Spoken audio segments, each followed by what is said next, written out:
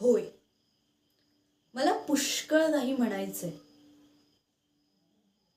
किती वर्षात काही म्हटलंच नाही.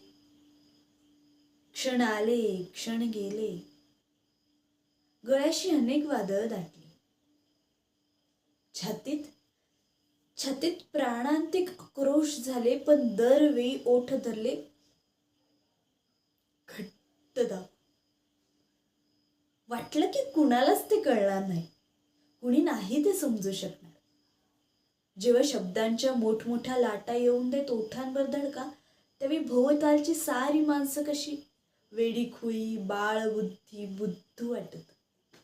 अगदी आपलं म्हटलेला माणूस धरून सारी माणसं.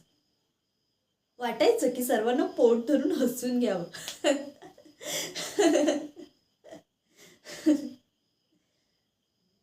मग रडून रडून आतही पिळवटायची.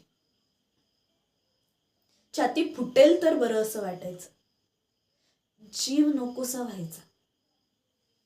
तो गेला नाही तेव्हाच त्याचं महत्व कळतं. जगण्याचं महत्व कळतं. सुख कळतं. येणारा प्रत्येक क्षण कसा नवा, अपूर्वायचा असतो. आपणच आपल्याला नवे होतो.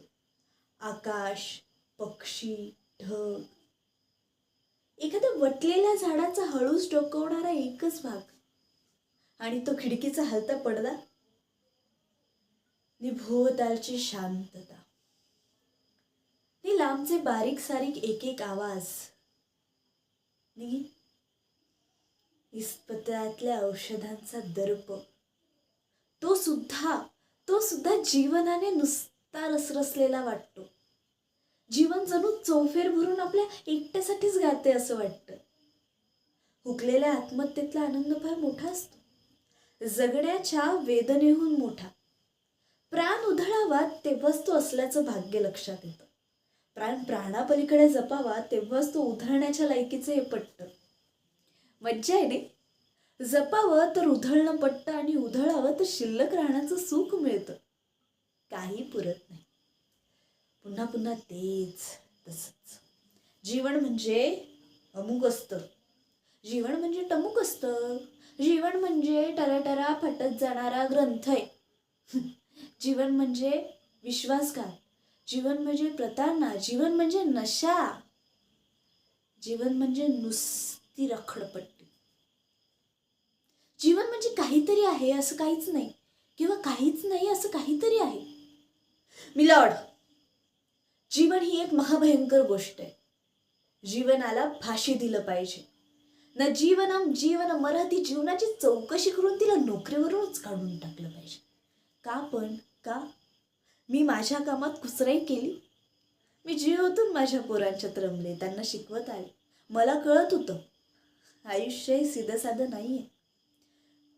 माणसं फार क्रूर होऊ शकतात. आपली रक्ताची माणसं सुद्धा आपल्याला समजून घेऊ इच्छित नाहीत. या जगात एकच गोष्ट सर्वमान्य, शरीर. तुम्ही नाही म्हटलं ना तरी तेच सर्वमान्य. भावना ही फक्त हळवं होऊन बोलण्याची गोष्ट. सारं काही दिसत होतं मला. जगत होते मी तेच, पोळून निघत होते. पण आहे कोणाला माहीत, मी हे नाही त्या कोळ्या जीवांना शिकवलं. हे विष मी पचवलं, पण त्याचा ओझरता वासही त्यांना नाही लागू दिला. मी त्यांना सौंदर्य शिकवलं, पावित्र्य शिकवलं. आतून रडत मी त्यांना हसवलं. आतून निराशेनं पिचत मी त्यांना आशावादीच करत राहिले. मग कोणत्या गुणासाठी माझी नोकरी, माझा एकुलता एक विरंगुळा हिरावून घेत आहात तुम्ही? माझं खाजगी चारित्र्य हा माझा प्रश्न आहे. माझं मी काय करावं हे मीच ठरवणार.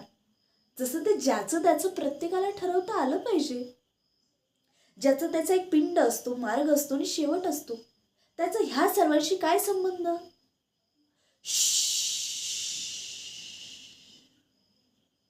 आवाज बंद. देवासारखे बसा सर्व गप्प. तर मुलांनो, हे सर्व कोण? हे 20व्या शतकातील सुसंस्कृत माणसांचे अवशेष. पहा कसे एकेकाचे चेहरे रानटी दिसतात ते. यांच्या ओठांवर झिजलेले सुंदर सुंदर शब्द आहे. नी पोटात अतृप्त वासना आहेत. नका रे, नका रे मला अशी एकटीला टाकून जाऊ. मला फार भीती वाटते ह्याची. कबूल, कबूल, मी पाप केलं. मी आईच्या भावावर प्रेम केलं. पण माझ्या उमलत्या शरीराच्या बहरात तोच माझ्या जवळ आला. माझा बहर रोज वाखाणू लागला, माझे लाड करू लागला. मला काय माहीत, ज्याच्याशी काळीच फोडून एकरूप हवंसं वाटतंय, ज्याच्या नुसत्या संगतीत साऱ्या जीवनाचं सार्थक झालंसं वाटतंय, तो मामा असला तर ते पाप असतं म्हणून. अरे अरे अवघ्या 14 वर्षांची होते रे मी. पाप काय असतं हेही ठाऊक नव्हतं मला. आई शपथ, मलाही सर्वांसारखंच राज रोज माझं सुंदर आयुष्य जगायचं होतं. म्हणून मी हट्ट धरला. पण आई सकट सर्वांनी त्याचा विरोधच केला. माझा पुरुष शेपूट घालून पळाला. इतका संताप आला होता ना त्याचा. वाटलं तोंड फोडावं. भर चौकात मी थुंकावं त्याच्या तोंडावर. पण मी तेव्हा दुबळे होते, अज्ञानी होते. मग मीच मरणाच्या मिठीत जाण्याचं ठरवलं आणि उडी घेतली घरच्या सज्जातून. पण नाही मेले. शरीरानं नाही मेले, वाटलं मनाने पुरते गेले. पण तशी नाही मेले. मी पुन्हा एकदा प्रेम केलं, प्रौढपणे प्रेम केलं. वाटलं हे सुजाने, हे एका अलौकिक बुद्धिमत्तेवरचं प्रेम आहे. पण पुन्हा तीच चूक. मनाच्या भक्तीसाठी देहाचा नैवेद्य झाला आणि तेवढं घेऊन माझा बुद्धिमान देव चालता झाला. त्याला माझं मन, माझी भक्ती नकोच होती.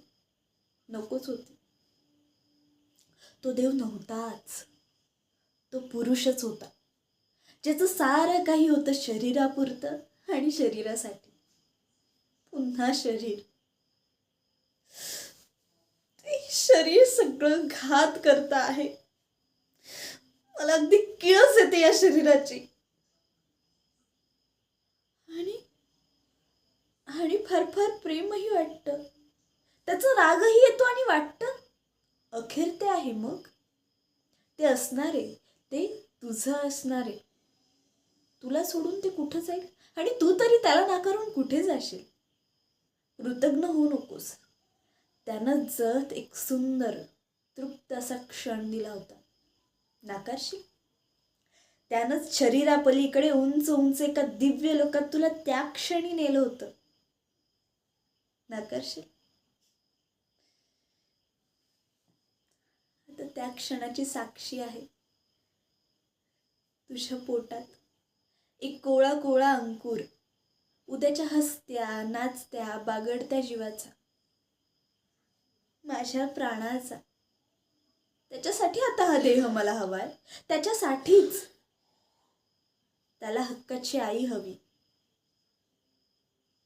हक्काचे वडील हवे, घर हवं, संरक्षण हवं, प्रतिष्ठा हवी.